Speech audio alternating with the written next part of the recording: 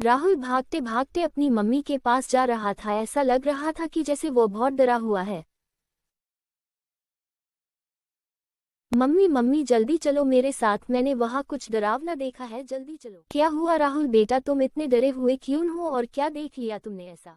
फिर राहुल और उसकी मम्मी भागते हुए अपने रूम में गए। जैसे ही दोनों रूम के अंदर पहुंचे देखा तो वहां कोई नहीं था। अरे राहुल बेटा, यहाँ तो कोई नहीं है, तो तुमने क्या देखा था? मम्मी मैंने यहाँ एक डरावनी औरत देखी।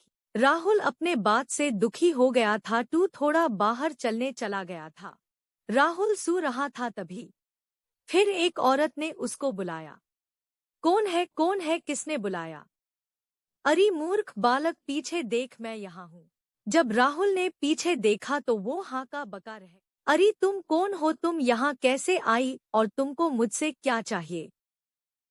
मूर्ख बालक, तुम जिस घर में रहते हो वो पहले मेरा था। जिसने तुमको ये घर बेचा है उन्होंने मुझे मार, लेकिन तुमको मुझसे क्या चाहिए? तुम यहाँ से चली जाओ।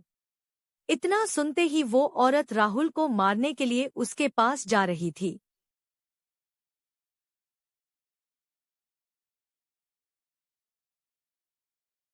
औरत राहुल के पास आ गई। राहुल डर गया।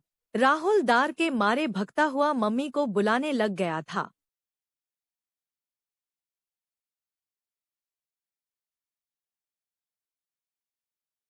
मम्मी मम्मी, आप कहाँ हो? जल्दी यहाँ आओ, वो डरावनी औरत यहाँ पर है। मम्मी मैंने अभी उस डरावनी औरत को मिरर रूम में देखा। फिर राहुल और उसकी मम्मी रूम के अंदर गए। जब राहुल और उसकी मम्मी रूम के अंदर पहुंचे तब वहां कोई नहीं था। बेटा राहुल, यहाँ तो कोई नहीं है, फिर तुमने किसको देखा? मम्मी मैं सच कह रहा हूँ, वो औरत यहाँ पार ही थी।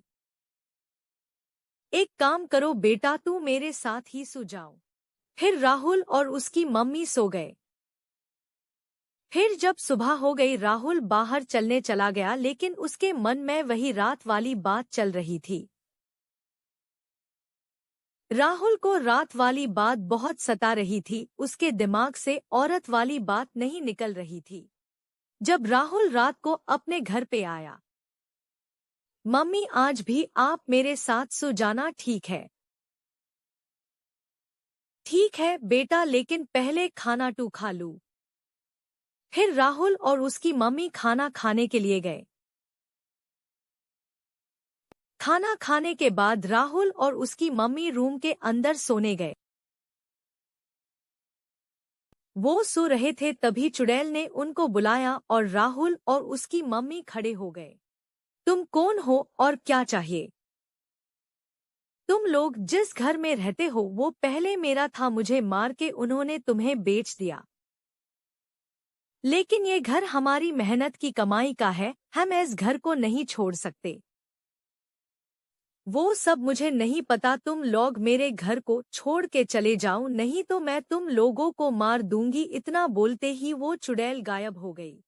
राहुल और उसकी मम्मी डर गए और एक दूसरे को देखने लगे कि अब क्या होगा। फिर अगले दिन उन्होंने एक तांत्रिक को बुलाया। फिर तांत्रिक ने चुड़ैल को आवाज लगाई। फिर चुड़ैल उसके सामने प्रकट हो गई। अच्छा, तो तुमने मुझे भगाने के लिए इस तांत्रिक को बुलाया है? मूर्ख औरत, तू ये घर छोड़ के चली क्यों नहीं जाती? क्या चाहिए तुझे? मुझे ये घर चाहिए जो मेरा है। ये घर इन दोनों का है, इन्होंने खरीदा है ये घर। मुझे नहीं पता, मुझे मेरा घर चाहिए, नहीं तो मैं सबको मार दूंगी। तू ऐसे नहीं मनेगी ना, रुक तुझे बताता हूँ। तुझे अभी इस बॉटल में बांध करता हूँ। फिर तांत्रिक ने मंत्र बोला और चुड़ैल गिर गई। फिर तांत्रिक ने चुड़ैल को बॉटल में बैन कर दिया। अब आप लोग सुरक्षित हो। शुक्रिया बाबा, आपका बहुत बहुत धन्यवाद। फिर राहुल खुशी के मारे नचने लग गया। अब राहुल और उसकी मम्मी खुशी से रहने लगेंगे।